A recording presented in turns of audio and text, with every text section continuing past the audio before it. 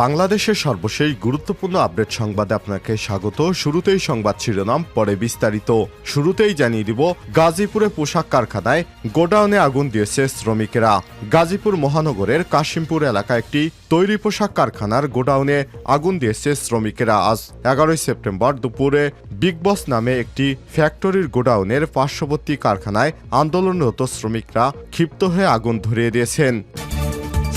এরপর জানিয়ে দিব, বেনজির এখন অস্ট্রেলিয়ায়। দুর্নীতির অভিযোগে গ্রেপ্তার এড়াতে বাংলাদেশ থেকে পালিয়ে যাওয়া সাবেক পুলিশ মহাপরিদর্শক IGP Benazir Ahmed Singapore, Malaysia, Dubai, Portugal সহ বিভিন্ন দেশ ঘুরে এখন অস্ট্রেলিয়ায় অবস্থান করছেন। সঙ্গে রয়েছে তার পরিবার সহ অন্যান্য কিছু আত্মীয় স্বজন। এদিকে 5 আগস্ট গণমিছিল ডিসপাসের হুকুম দেন সাবেক আইজিপি শহীদুল। ছাত্র জনতার আন্দোলন চূড়ান্ত দিনে গত 5 আগস্ট রাজধানীর উত্তরা থেকে গণভবনের অভিমুখে আসা গণমিছিল রুখে দিতে ডিসপাস করার বার্তা দিয়েছিলেন সাবেক আইজিপি শহীদুল হক। ডিবি হেফাজতে রিমান্ডে শহীদুল হকের দেয়া সব তথ্য গণমাধ্যমকে জানিয়েছে গোয়েন্দা রমনা বিভাগের এক ঊর্ধ্বতন কর্মকর্তা। এদিকে দুষ্কৃতকারীরা ফায়দা হাসিলের অপতৎপরতায় লিপ্ত অভিযোগ করলেন বিএনপির মহাসচিব মির্জা ফখরুল ইসলাম আলমগীর। দুষ্কৃতকারীরা আবারও দেশে নৈরাজ্য সৃষ্টির মাধ্যমে ফায়দা হাসিলের অপতৎপরতায় লিপ্ত হয়েছে বলে মন্তব্য করেছেন বিএনপির মহাসচিব মির্জা ফখরুল ইসলাম আলমগীর। বুধবার এক বিবৃতিতে এসব কথা বলেছেন তিনি। জানিয়ে দিব, যুবলীগ কর্মীদের অত্যাচারে বাড়ি ছেড়েছিলেন, ফিরলেন 10 বছর পর। চাঁদপুরের ফরিদগঞ্জ উপজেলার বালিথুবা পূর্ব ইউনিয়নের প্রায় 1 দশক পর বাড়ি ফিরেছেন 2 প্রবাসী পরিবার। আওয়ামী লীগ সরকারের সময়ে নিজ বাড়ির যুবলীগ কর্মীর অত্যাচার আর নির্যাতনের শিকার হয়ে বাড়ি ছাড়া হয়েছিলেন তারা। এই 2 পরিবার, তাদের অভিযোগ, স্থানীয় ইউপি চেয়ারম্যানের দাপট দেখিয়ে যুবলীগের কর্মীরা জহির তাদের বাড়ি ছাড়া করে। শেখ হাসিনার পতনের পর দীর্ঘ 1 যুগ পরে তারা বাড়ি ফিরলেন। এবং সর্বশেষ জানিয়ে দিব, 9 দফা দাবিতে বৈষম্য বিরোধী নিয়োগ প্রত্যাশীদের বিক্ষোভ সমাবেশ। ইসলামী বিশ্ববিদ্যালয়ের ইবি ক্যাম্পাসে বিক্ষোভ মিছিল ও সমাবেশ করেছেন বৈষম্যহীন 18তম নিবন্ধনের মাধ্যমে নিয়োগ প্রত্যাশীরা। 18 এবং 19তম নিবন্ধন পরীক্ষার ব্যানারে বুধবার 11 সেপ্টেম্বর বেলা 11:30টায় বিশ্ববিদ্যালয়ের বটতলা থেকে বিক্ষোভ মিছিল শুরু করেন তারা। মিছিলটি ক্যাম্পাসের বিভিন্ন সড়ক প্রদক্ষিণ করে বিশ্ববিদ্যালয়ের প্রধান ফটকের সামনে গিয়ে শেষ হয়। পরে সেখানে সমাবেশ করেন তারা। এ সময় তাদের হাতে 18তম নিবন্ধনের ফলাফল দ্রুত প্রকাশ করতে হবে বলে জানান। মেধা ছাড়া শিক্ষক অযোগ্য, 18তমদের বাদ রেখে গণবিজ্ঞপ্তি চলবে না ইত্যাদি স্লোগান দিতে দেখা যায়। প্রিয় দর্শক, এতক্ষণ শুনছিলেন সংবাদ শিরোনাম, এবারে বিস্তারিত। তবে তার আগে বন্ধুরা, অনুরোধ থাকবে এই সংবাদটিতে একটি লাইক দিন। এই চ্যানেলে আপনি নতুন হয়ে থাকলে আমাদের সংবাদটি দেখতে দেখতে চ্যানেলটি সাবস্ক্রাইব করে রাখুন। কমেন্ট করে আপনার মূল্যবান মতামত জানিয়ে দিন আপনি বিশ্বের কোন দেশ থেকে বা বাংলাদেশের কোন স্থান থেকে আমাদের সংবাদটি দেখছেন এবং শুনছেন। এবারে বিস্তারিত। গাজীপুরে পোশাক কারখানার গোডাউনে আগুন দিয়েছে শ্রমিকেরা।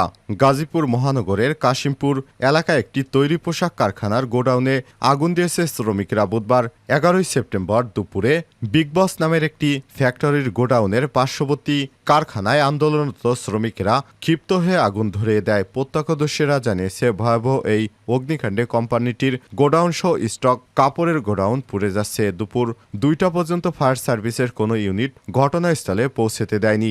স্থানীয়রা জানিয়েছে, একটি ফায়ার সার্ভিসের ইউনিট ঘটনাস্থলে আসার পথে শ্রমিকেরা ভাঙচুর করে, ফলে তারা ঘটনাস্থলে ঢুকতে পারেনি। দুপুর 12টার দিকে লাগা আগুন ক্রমেই নিয়ন্ত্রণের বাইরে চলে যাচ্ছে।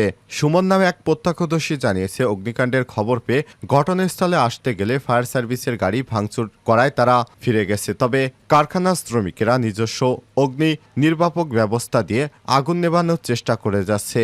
কাশিমপুর মেট্রো থানার ওসি জাহিদুল ইসলাম জানিয়েছেন, বিষয়টি ফায়ার সার্ভিস কর্তৃপক্ষকে জানানো হয়েছে, তারা ঘটনাস্থলে যাচ্ছেন।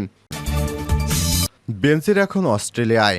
দুর্নীতির অভিযোগে গ্রেপ্তার এড়াতে বাংলাদেশ থেকে পালিয়ে যাওয়া সাবেক পুলিশ মহাপরিদর্শক IGP Benazir Ahmed Singapore, Malaysia, Dubai, Portugal সহ বিভিন্ন দেশ ঘুরে এখন অস্ট্রেলিয়ায় অবস্থান করছে পরিবারের আরও কিছু সদস্য নিয়ে। গত 8 সেপ্টেম্বর সিডনিতে অনুষ্ঠিত একটি ঘরোয়া মিটিংয়ে দেখা গেছে তাকে। সেখানকার একটি ছবি গণমাধ্যমের হাতে এসেছে, আর এ নিয়ে একটি প্রতিবেদন প্রকাশ করেছে জাতীয় দৈনিক কালের কণ্ঠ।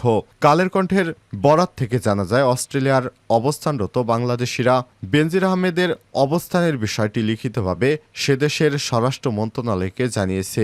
এদিকে সাবেক এই আইজিপি এবং তার পরিবারের সদস্যদের নামে অবৈধ সম্পদ অর্জনের তথ্য প্রমাণ পেয়েছে দুদক অনুসন্ধান টিম। দুদকের অনুসন্ধান টিম গত জুলাই মাসের শুরুতে কমিশনে তাদের প্রাথমিক অনুসন্ধান প্রতিবেদন দাখিল করেছে। সেখানে বেনজির আহমেদ এবং তার পরিবারের সদস্যদের নামে মোট 43,46,72,152 টাকা মূল্যের অবৈধ সম্পদ অর্জনের তথ্য প্রমাণ উপস্থাপন করেছে। প্রতিবেদনে বলা হয়েছে, বেনজির আহমেদের নামে মোট 9,25,72,565 মূল্যের অবৈধ সম্পদের তথ্য প্রমাণ পাওয়া গেছে এবং তার স্ত্রী জিসানা মির্জা তার নামে 21,34,50,043 টাকা মূল্যের অবৈধ সম্পদের তথ্য পাওয়া গেছে। এছাড়াও তার বড় মেয়ে ফারিন রিশতা বিনতে বেনজিরের নামে মোট 10,89,696 টাকা মূল্যের এবং মেজো মেয়ে তাহসিনা রিশতে বেনজিরের নামে 4 কোটি এবং ছোট মেয়ের নামে প্রায় 2 কোটি টাকার সম্পদের প্রমাণ পাওয়া গেছে। গত 5 আগস্ট গণমিছিল ডিসপাসের হুকুম দেন সাবেক আইজিপি শহীদুল।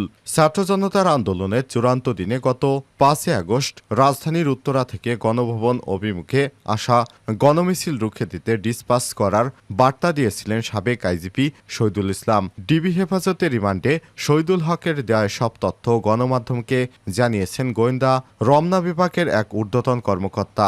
গোয়েন্দা রমনা বিভাগের ওই ঊর্ধ্বতন কর্মকর্তা বলেন, দেশের ইতিহাসে সর্বোচ্চ ছাত্র জনতার গণ আন্দোলনের চূড়ান্ত দিন গত 5 আগস্ট সকালে তার নামে একটি মোবাইল নম্বর থেকে হোয়াটসঅ্যাপে 2 বার বার্তা দেওয়া হয়। বার্তাটি পাঠানো হয়েছিল সেদিন আন্দোলন দমনের সক্রিয় ডিএমপির এক ঊর্ধ্বতন পুলিশ কর্মকর্তাকে, যিনি বর্তমানে আইনশৃঙ্খলা বাহিনীর হেফাজতে রয়েছেন।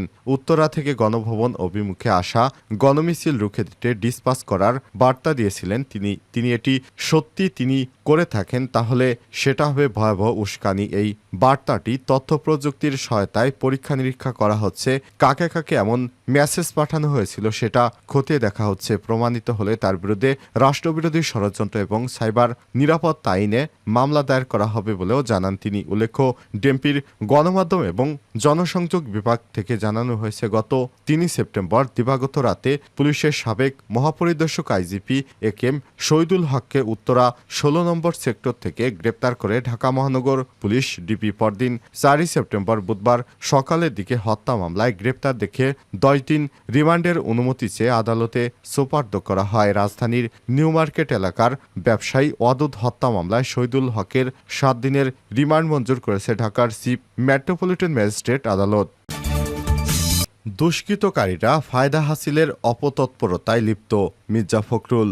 দুষ্কৃতকারীরা আবারও দেশে নৈরাজ্যকর পরিস্থিতি সৃষ্টির মাধ্যমে ফায়দা হাসিলের অপতৎপরতায় লিপ্ত হয়েছে বলে মন্তব্য করেছে বিএনপির মহাসচিব মির্জা ফখরুল ইসলাম আলমগীর। আজ এক বিবৃতিতে সব মন্তব্য করেন তিনি। বিএনপির মহাসচিব বলেন, গত 6 সেপ্টেম্বর শান্তি সমাবেশে যোগদানের জন্য শীতলাক্ষা নদী পার হয়ে নবীগঞ্জ কমিউনিটি সেন্টারে পৌঁছলে একদল সশস্ত্র দুষ্কৃতকারীরা নারায়ণগঞ্জ মহানগর বিএনপির সদস্য সচিব আবু আল ইউসুফ খান টিপুর উপর হামলা চালায়। এতে গুরুতর আহত করে তাকে। ছাত্র জনতার আন্দোলনে আওয়ামী স্বৈরাচারী শাসক গোষ্ঠীর পতনের পর দুষ্কৃতকারীরা আবারও দেশে অস্থিতিশীল পরিস্থিতি নৈরাজ্য সৃষ্টির মাধ্যমে ফায়দা হাসিলের অপতৎপরতায় লিপ্ত হয়েছে। এ সময় তিনি বলেন, আবু আল ইউসুফ খান টিপুর উপর বর্বরোচিত হামলা এবং তাকে গুরুতর আহত করার অভিযোগ সেই অপতৎপরতারই বহিঃপ্রকাশ। সব সন্ত্রাসীদের কঠোরহস্তে দমনের বিকল্প নেই। গণতন্ত্র এবং মানুষের ভোটের অধিকার প্রতিষ্ঠা সহ দেশের মানুষের